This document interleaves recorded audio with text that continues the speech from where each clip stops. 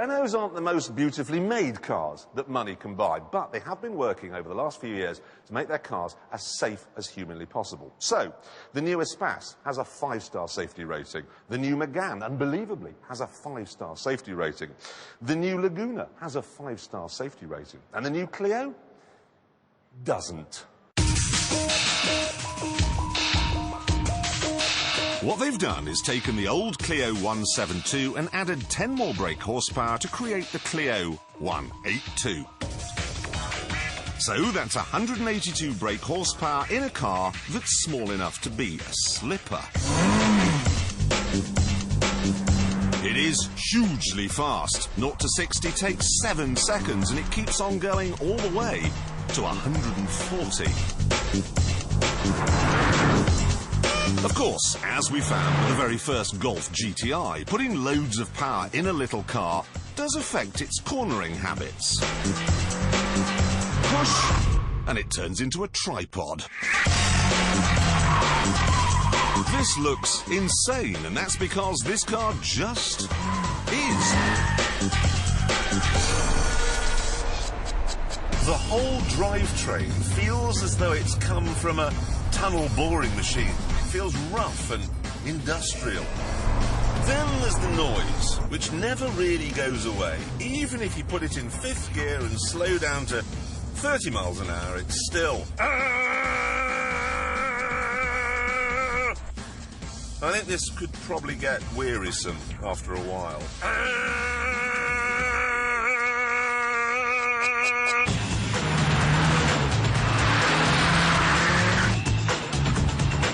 Trying to control this bucking 3-legged Bronco with blood pouring out of your ears is hard enough, but it's made harder still by the driving position. The steering wheel is far too large. You can't get your feet on the pedals if your shoe size is more than a 9. And then there's the seat itself. You sit bolt upright, and if you move the lever, you go flat on your back. And I think probably, on balance, it's better to go for the bolt upright option. Still, this isn't the end of the world, because the car will almost certainly fall apart before it makes you deaf and mad. The cheapness of this thing beggars belief. I mean, you wouldn't fit carpet like that in a student bedsit. And if you tilt this forward, you can see painted metal, exposed screw heads, and this, the parcel shelf, couldn't have been less flimsy if they'd made it out of tracing paper. Then there's the boot lid, which I think they did make out of tracing paper. In the front, you think, yes, but I've got strips of aluminium. It's as well made as Zurich Airport. But it isn't. It's plastic. And so's this, and so's that. You get the impression this really isn't a quality product. So, badly made, noisy, bit ungainly, uncomfortable, and cheap. Things are not looking good, but they're about to pick up a bit. You see, the Clio feels cheap because it is cheap. It's only 14,700, and it's impossible to go faster than this for less. Even with the Pack-A-Mac plastics and dog kennel carpeting, it is good value. And it gets better, because for £200 extra, you can have what's called the Cut Pack. This gives you better tyres, better suspension, and these 8-spoke alloy wheels. Inside, lots more is on offer. Air conditioning, CD, sat-nav, cruise control, a trip computer. This, then, is no stripped-out road rocket. Far from it. It is amazingly comfortable. Even with the firm suspension, it just glides over bumps and potholes. But the best thing about it is its character.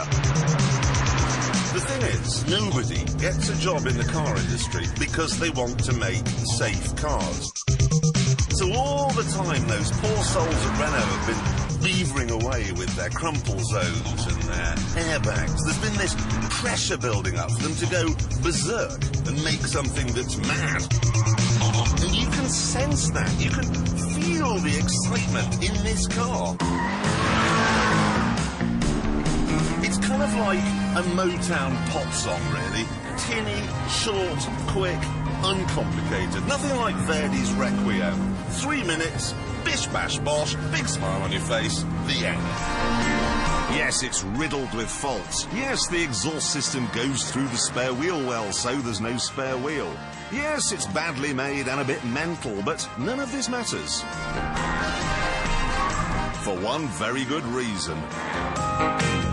It makes you feel happy. You know what? In many ways, this car reminds me of that Rover MG ZT260 that we had on last week. Kind of loads of faults, but really, really lovable. Yeah, you just love it. I know what you mean. And I've thought about that Rover a bit, and I reckon, bear with me, that Rover is like a 14-year-old collie dog. You know, the bit whiffy, bit, you know, old. Couple of warts. Deaf. Yeah, deaf. Yeah, sits in a corner, faithful old friend. You couldn't shoot it in the face. Oh, no. No, you couldn't. No, exactly. This isn't like that. No.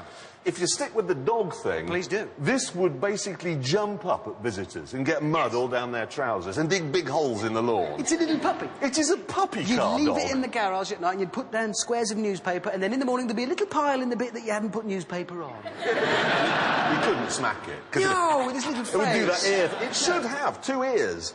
Little cockeyed... As standard, yeah. And it would go and bury its instruction manual in the garden. Yeah, That's what it would do. And then you'd open the door to the vicar, and there would be the Clio clamped to his leg. And you couldn't... I'm He's a puppy. sorry about that. It's my Clio. Anyway, obviously it needs to be house-trained, and luckily we have just the man for that.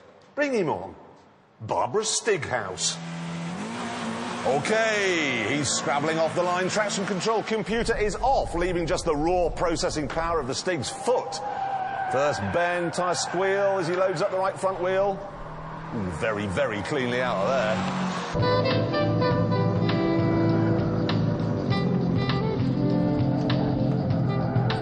Shocking music pelting into Chicago. That is unbelievably neat. Not just 182 brake horsepower, the Clio also has nearly 150 torque, so it really lugs out of the bends. Hammerhead normally shows up front-wheel drive cars. This one, though, has got special Michelin Exalto tyres. They were actually developed specially for this car, and clearly they are working.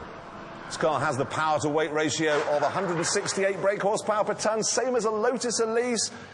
This is looking very good. There he is, cocking his little wheel there, waiting for the vicar to come. And across the line in, 1 minute 33.8, which actually is pretty good. That's not bad.